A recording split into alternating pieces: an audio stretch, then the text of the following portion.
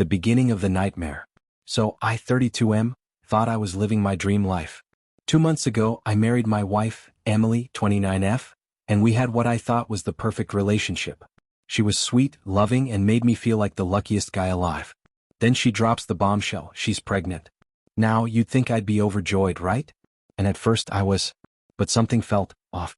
I mean, we were careful, always used protection, and I distinctly remembered times when she told me she wasn't in the mood. So how the hell did she get pregnant so fast? The brother. Enter Daniel, 35M, her so-called older brother. When I first met him, something didn't sit right. They were too close. Like, yeah, siblings can be affectionate, but they had inside jokes, subtle touches, and these shared glances that made my gut twist. I ignored it. Thought I was overthinking. But my neighbor, Mrs. Thompson, an old lady who sees everything, casually mentioned something that changed everything. You know, dear, your wife's brother sure visits often when you're at work. Always late at night, leaving before sunrise. Cue the first red flag. The investigation. I couldn't ignore it anymore. I set up hidden cameras inside the house while I was at work. I didn't even need to wait long. The very first day I caught them. Emily was having sex with Daniel. In our bed. Repeatedly. To make matters worse, she told him she loved him. And the kicker? They were doing this every time I was gone. I felt sick. I wanted to throw up. My whole life had been a lie. But instead of confronting her immediately, I decided to play the long game. If she could deceive me for months, I could hold my rage for just a little longer. The neighbor's warning. Mrs. Thompson, my nosy but kind-hearted neighbor, noticed how withdrawn I had become. One evening she caught me outside as I was taking out the trash. You look troubled, dear, she said, her wrinkled face full of concern. It's Emily, isn't it? I hesitated before nodding. She sighed and patted my arm. I've seen too much in my years. That woman doesn't love you, dear. She loves the thrill. If I were you, I'd get out before she ruins your life. Her words solidified my resolve. I needed to make Emily and Daniel pay. And I needed to do it in a way that neither of them would ever forget. The family gathering. Fast forward a week. I planned a big family dinner to celebrate Emily's pregnancy. I invited everyone, her parents, my parents, our closest friends. Even Daniel was there, grinning like the smug bastard he was. Halfway through dinner, I stood up, tapped my glass and said, I have an announcement to make. Emily smiled, thinking I was about to gush over our pregnancy. Oh, she had no idea. I recently found out Emily is pregnant, I began. At first, I was over the moon. But then I did the math. And something didn't add up. Emily's face paled. The room went silent. I continued. So, I did some digging.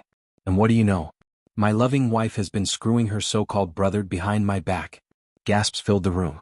Emily's mother dropped her fork. My dad looked like he was about to explode. And Daniel? That asshole was frozen in his seat. Then I turned on the TV. I had connected my phone to it earlier. The screen lit up and boom, there it was. Footage of Emily and Daniel, clear as day. The moaning, the whispering, the I love yous.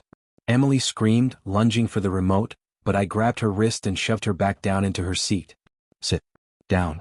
My voice was ice cold. Daniel turned ghost white. He looked around, realizing he had nowhere to run. Emily started sobbing. The revenge. But I wasn't done. I have one more surprise, I said, pulling out a folder. This is our annulment paperwork. I spoke to my lawyer. Since I have proof of your infidelity, you don't get a damn thing from me. No house. No money. Nothing. Emily shook her head violently. Ryan, please. I can explain. Oh, you'll explain? I cut her off. To your parents, to my parents, and to everyone who now knows exactly what kind of person you are. Then I turned to Daniel. And you? If I ever see you again, you better pray I don't break every bone in your body. Daniel jumped to his feet and ran out of the house like the coward he was. Emily tried running after him, but her mother grabbed her by the arm and hissed, You are not leaving with him. Damn. Even her own mom disowned her right there. The fallout.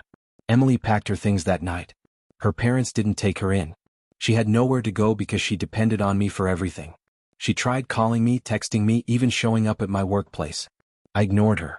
She finally left town a few weeks later, and last I heard she was couch surfing at random friends' places, completely broke. Daniel? He lost everything too. His wife, yeah, he was married, kicked him out, took full custody of their kids and even got a restraining order against him. The ultimate closure. A few months later, I ran into Mrs. Thompson while getting my mail. So dear, she said with a mischievous twinkle in her eye. How does it feel? To be free? I chuckled. Pretty damn good. She nodded approvingly. That's what I like to hear. Now, don't let another snake into your life, you hear me? I'll be careful, I promised. And with that, I walked away finally at peace. Dear listeners, if you enjoyed this story, please share your thoughts in the comment section. I'll see you in the next story.